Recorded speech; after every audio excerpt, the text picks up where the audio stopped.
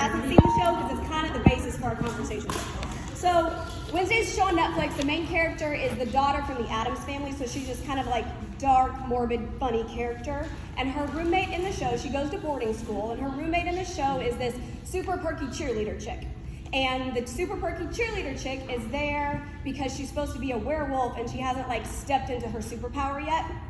And so throughout the show, there's lots of people trying to influence her and help her find her superpower. And she doesn't actually care about being a werewolf because she's very secure with who she is. And that's kind of the inspirational basis of the show. But if you haven't seen it, you should watch it, even though I'm about to spoil it for you. So at the very end of the show, she becomes a werewolf and saves one of the main characters. And as I was watching it, it reminded me of a conversation that I had with one of the many people who've kind of been coaching me throughout the last year of my life. So the last 12 months, 2022 for me was a total disaster. I ruined my business, my marriage was awful, I ruined a lot of friendships. And so I've been in a lot of chairs in front of a lot of therapists, life coaches, counselors, working through that. And when she kind of became this werewolf person and found her superpower, it reminded me of a conversation that I had with one of these amazing ladies who've been influencing my life. And I wanted to share it. So I don't remember which of the counselors it was, or I would tell you and you'd probably all want to go see her because she was great. But she said, you know what, Rebecca, with everything that's going on in your life, I don't really understand why you're not like on the floor crying. And I assured her that I am on the floor crying a good deal of the time, but also we pick ourselves up because we're strong women and we move on, right? So one of the things she said to me was, I think maybe working out is your superpower. I was like, oh, well, tell me a little bit more about that. That's kind of cool. And she wouldn't give me the answer because that's what good life coaches do, is they make you go and they make you find the answer to it. And so she said, my homework for the week was to go home and to research all the different ways that working out is a superpower. And it has absolutely nothing to do with what your body looks like and everything to do with what moving your body does to the inside of you, mentally, physically, emotionally, all of it.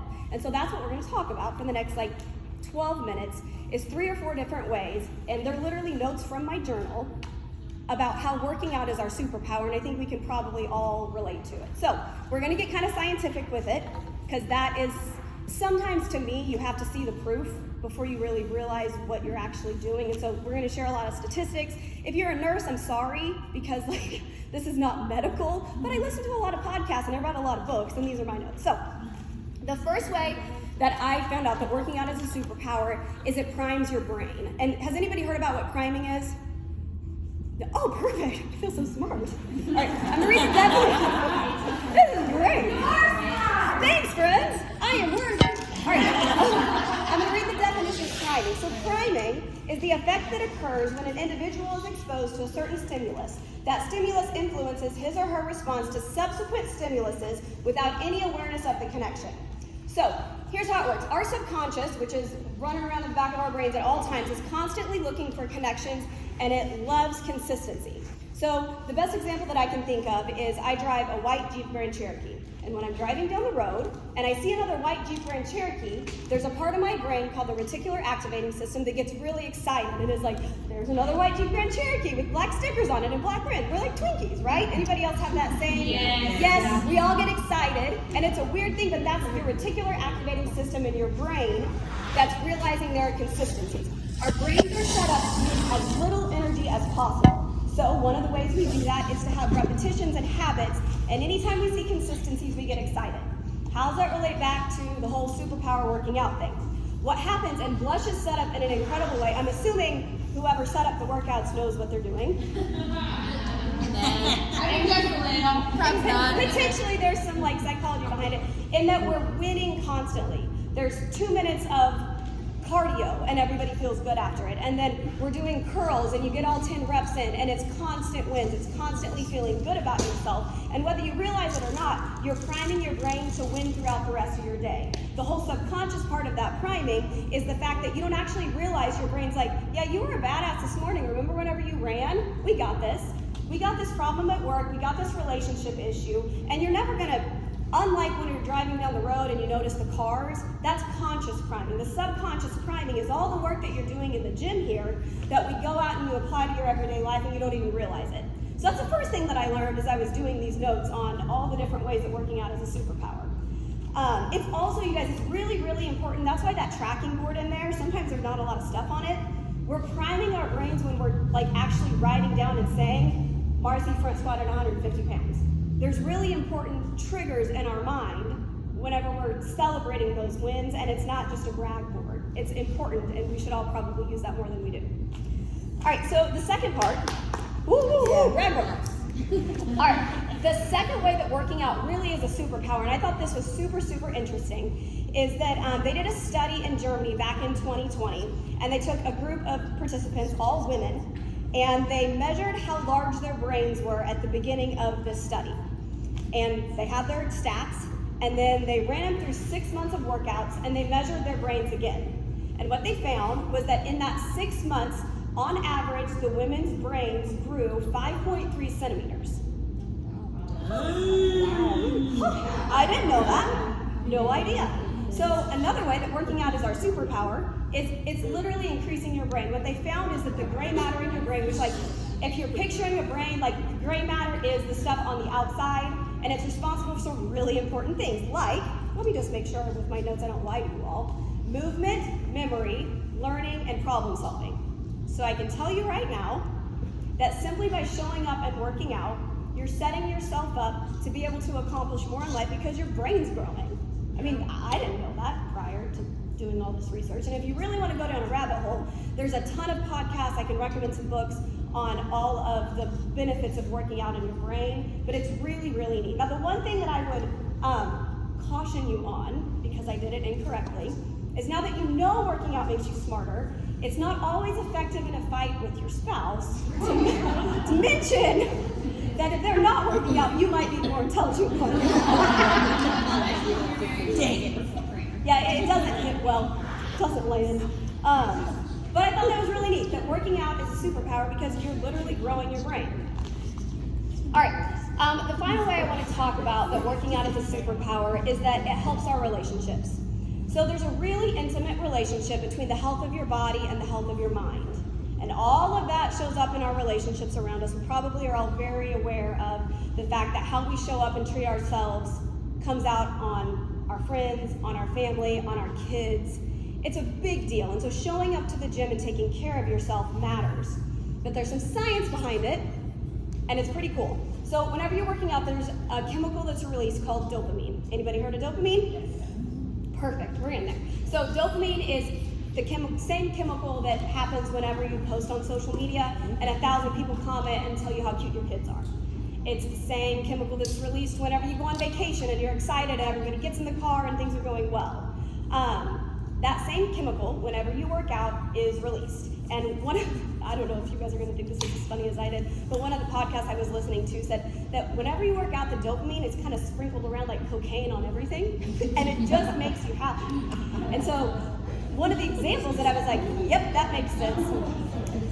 They have found, can I reference drugs? Sorry. What they have found is people are more loyal to the brands of clothing they wear whenever they work out than any other clothing or product in our entire lives. And the science behind that is because there's so much dopamine. So for example, I don't know if every class is addicted to no-bull shoes or if that's just 6 a.m. But even the shoes that we wear, typically, you don't. Okay, the Stanleys, right. So everything from the shoes you wear to the pants that you wear, we probably all have favorite workout shirts.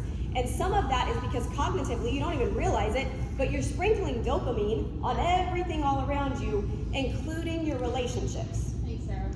Yes. You're welcome. All around us. Right here. So, a few of the ways and a few of the reasons that blush is so special is because in these studies and in these surveys, they found that working out with a group of people increases that dose of dopamine. So even if you don't know the names of everybody in the class, the next time that you're working out, be grateful for the people around you because we're lifting each other up, we're helping, we're inspiring. Just having somebody next, if I'm working out up here and you're working out back there, our brains are grateful that everybody's here and we're contributing to the class in that way. Now, one of the other things that's really, really important is mirrored movements. And again, this is a blush thing that I didn't realize until I got into the study behind this. They found that the most dopamine is released whenever you're doing mirrored movements. So, Jamie and I this morning are doing these woman makers, same time, same reps, And I'm guaranteeing that we probably wouldn't have gotten to the reps we did if we weren't working out right next to each other. And Lindsay's if it nodding. weren't for her making us do 4 And Lindsay made us, Sarah made Sarah. us, sorry, she's not. Sarah made us do the man makers. Lindsay's like,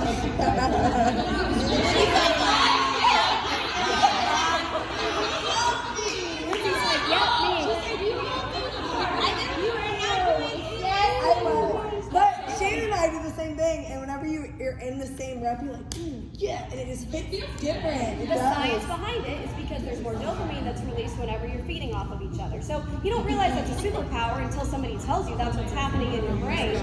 And now you know. And I thought that was really neat. I wanted to share it. All right. So the final thing that I wanted to share on relationships and your brain and how all this works together. As women and moms and wives and just people in the world, it's really easy for us to just go through life tired and assume that's okay. And we say things, especially with new babies, like, I didn't get enough sleep, but it's the mom energy, I'm drinking caffeine, all the things. Well, one of the most important things that working out does is it helps us sleep better. And I don't want to make light of the fact if anybody really struggles sleeping, because that's awful. It's awful to not get enough sleep and to feel tired all the time. But the studies show that working out does help you sleep better. And this was one of the things that, one of the counselors that I go to quite a bit, she's taught me a lot about REM sleep. And we're gonna talk about your brain again. So if you have a picture of your brain, the little thing that sticks down at the bottom is called your amygdala. Whenever there's stress in your life or trauma or craziness, your amygdala gets fired up and it goes like this, and it kind of blocks all the normal cognitive thinking. So you can just be in your emotions. It's your fight or flight response. Well, after the crazy trauma has left, your amygdala settles down and lets you think like a normal person again. However, it stores all of the stress that it has. If we pretend like this is your amygdala, it stores all of the stress from that event or from that day inside of that brainstem. One of the only ways to get rid of that is actual REM sleep. So what happens to us beautiful women is we get stressed throughout the day and we lay in bed at night and we're like, thank God, I just want to sleep this off. If we're not getting enough sleep, then our amygdala never drains all the way. And so what happens is maybe I get 3 hours of good sleep. Tomorrow, I'm gonna wake up and get stressed again. And I fill up this much. And then the next day, I'm gonna get some sleep. But if my amygdala never drains all the way, then I'm never fully rested and I'm not starting from zero. I'm starting with all the stress from the day before. And one of the superpowers that I didn't realize about working out is that it helps you get more REM sleep. And so knowing that and knowing how important that is, if you ever wake up one day and you're like, shit, I'm still stressed from yesterday, most likely you didn't get enough sleep. And I thought that was really neat. So focusing on sleep, focusing on your relationships, and knowing that we have those superpowers just by coming to the gym every day is a way that we can build confidence and kind of prime ourselves to have success later on. So I want to leave you guys with like what has kind of been my final thought from 2022. We haven't been in enough of 2023 for me to have any like big aha moments, but I think I read it in a Rachel Hollis book. Yes. She good. And if not, it was somebody like her. So I was challenged at one point. I heard the phrase main character energy. And there's a quote from Cinderella that says, then she became the person she was meant to be. And the challenging thought behind this is, what if we all showed up like the main character in our lives? Because it's really, really easy to be that supporting character. And I heard somebody say it tonight that was like, I'm a really good supporter, I'm a really good lover, I'm such a great mom, everybody needs me, and I love that. I've said that. I sat across from a counselor and been like, I'm the best number 2 anybody will ever have. She's like, the hell you are, you're number 1. You're the main character in your life. So what if we all decided to show up in 2023 like the main character? As if the people generations from now, your grandkids, your great-grandkids, were watching this year of your life. What would they say? Would they be excited about the decisions you were making? Would they say, hell yeah, Rebecca, continue in that relationship. Go after that job.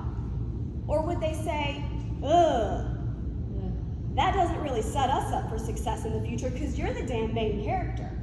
Y'all better figure it out.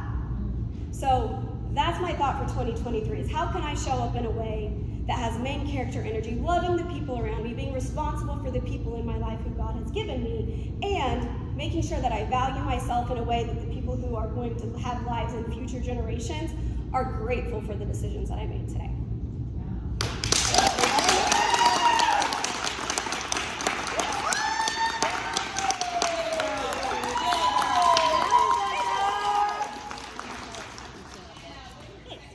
Right? I'll be back on TikTok soon. So, before you say your vision boards, think of one word for 2023. Doesn't have to be crazy. Your word.